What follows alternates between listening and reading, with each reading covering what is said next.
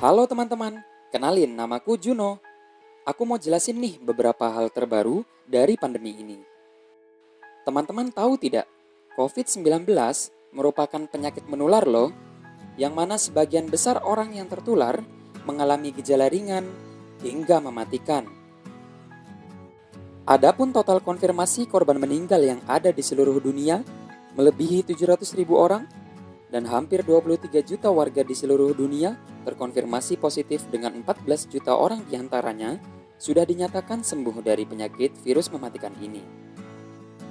COVID-19 muncul pertama kali pada Desember 2019 di Wuhan, Tiongkok, dan menyebar ke negara lain mulai Januari 2020 dan di Indonesia mengumumkan adanya kasus ini pada Maret 2020.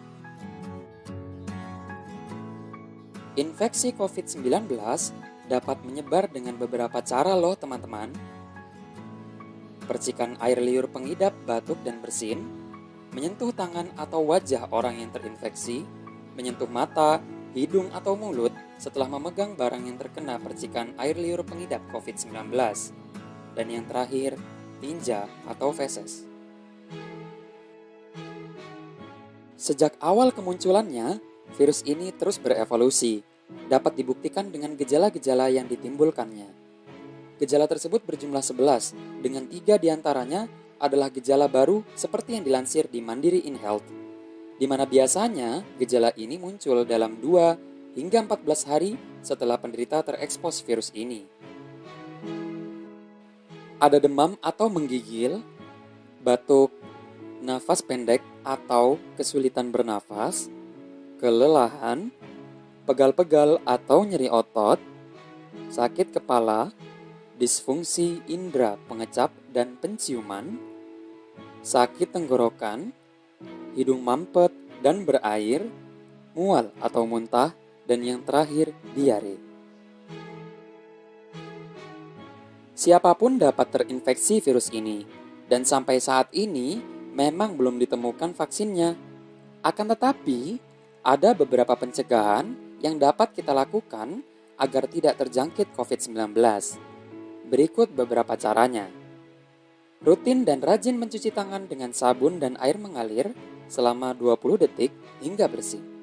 Dan ketika tangan kotor serta belum dicuci, sebisa mungkin untuk tidak menyentuh wajah, hidung, dan mulut. Hindari juga kontak langsung dan tetap beri jarak dengan orang lain, terutama dengan orang yang sedang sakit. Selalu jauhi hewan maupun unggas liar dan juga hindari menyentuhnya. Kemudian, gunakan tisu untuk menutup hidung dan mulut ketika bersin atau batuk, dan jika sudah, segera buang tisu tersebut. Jangan keluar rumah dalam keadaan sakit ya. Oh iya, jangan lupa juga untuk konsumsi selalu vitamin C dan beberapa suplemen lainnya sebagai peningkat imunitas tubuh. Dan yang terakhir, jangan lupa juga untuk tetap menggunakan masker apabila ingin keluar rumah, membeli peralatan atau bahan logistik yang memang benar-benar diperlukan. Namun, sebelum menggunakan masker, banyak hal yang harus diperhatikan, karena biasanya terdapat beberapa kesalahan yang sering terjadi ketika menggunakan masker, seperti yang sudah ditulis oleh Sarah Bondel dan dilansir di Moffitt Cancer Center. Kesalahan pertama, yaitu ketika masker hanya menutupi mulut kita. Masker harus menutupi lebih dari sekedar mulut. Posisikan masker mulai dari pangkal hidung sampai dagu. Kesalahan kedua, yaitu saat masker terlalu longgar. Sebelum menggunakan di luar rumah, pastikan masker menempel dengan pas dan nyaman di wajah kita, terutama saat digunakan untuk bernafas. Kesalahan ketiga, yaitu ketika kita memegang masker saat masker digunakan. Alangkah lebih baiknya kita bersihkan tangan terlebih dahulu sebelum menggunakan masker. Dan jangan pernah posisikan masker di bawah dagu hingga leher pada saat tidak menggunakannya. Ketika beraktivitas yang mengharuskan untuk melepas masker, lebih baik masker dilepas saja daripada diletakkan di bawah dagu hingga leher. Kesalahan keempat yaitu pada saat melepas masker. Ketika akan melepas masker, usahakan sebaik mungkin untuk tidak memegang masker bagian luar. Dan lebih baik melepasnya dengan memegang bagian pengikat tali yang menyangkut di daun telinga. Jika sudah melepasnya, segera cuci tangan sebelum memegang mata, hidung, ataupun mulut ya. Kesalahan terakhir yaitu ketika kita tidak bisa membersihkan masker dengan benar. Untuk menggunakan kembali masker kain, kita harus memastikan terlebih dahulu apakah masker kita terkontaminasi atau tidak. Kemudian masker tersebut harus sering dibersihkan teman-teman. Bisa menggunakan mesin cuci untuk membersihkannya. Selain masker, terdapat juga loh pelindung muka dari plastik yang mungkin lebih dikenal dengan nama face shield. Pelindung ini banyak digunakan untuk melindungi masyarakat ketika di luar rumah. Namun, apakah pelindung plastik ini memang benar-benar bisa melindungi muka dari infeksi udara dengan baik? Berikut seputar informasi yang dilansir oleh laman BBC Future mengenai hal ini. Mohon disimak ya teman-teman. Setiap kita mengucapkan beberapa kata, ternyata secara tidak langsung, kita juga menyemprotkan ribuan tetesan aerosol loh.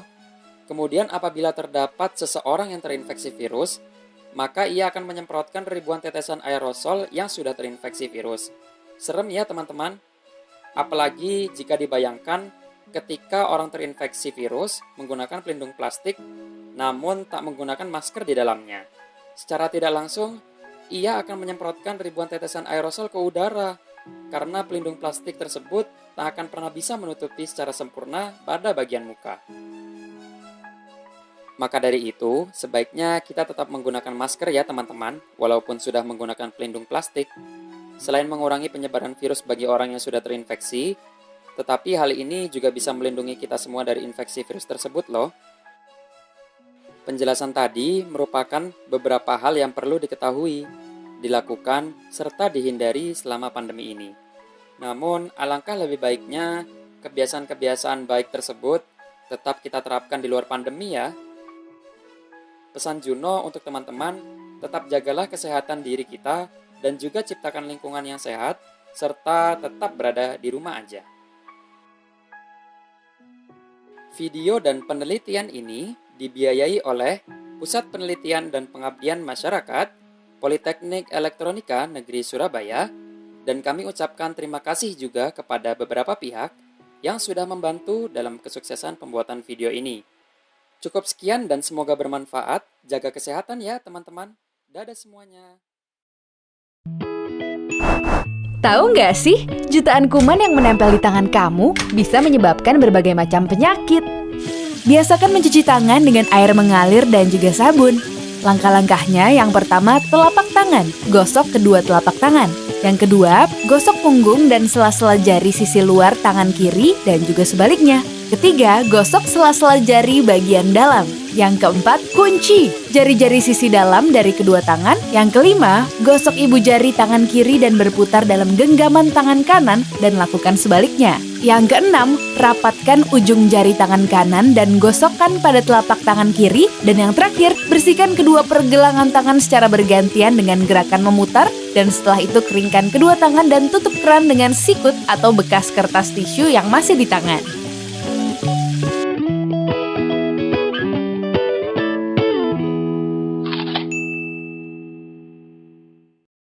Rutin dan rajin mencuci tangan dengan sabun dan air mengalir selama 20 detik hingga bersih. Dan ketika tangan kotor serta belum dicuci, sebisa mungkin tidak menyentuh wajah, hidung, dan mulut. Hindari juga kontak langsung dan tetap beri jarak dengan orang lain, terutama dengan orang yang sedang sakit. Menutup hidung dan mulut. Terakhir, jangan lupa juga untuk tetap menggunakan masker apabila ini banyak hal yang harus diperhatikan, ini lebih dari sekedar mulut. Posisikan masker mulai dari pangkal hidung sampai dagu. Kesalahan kedua yaitu saat masker terlalu.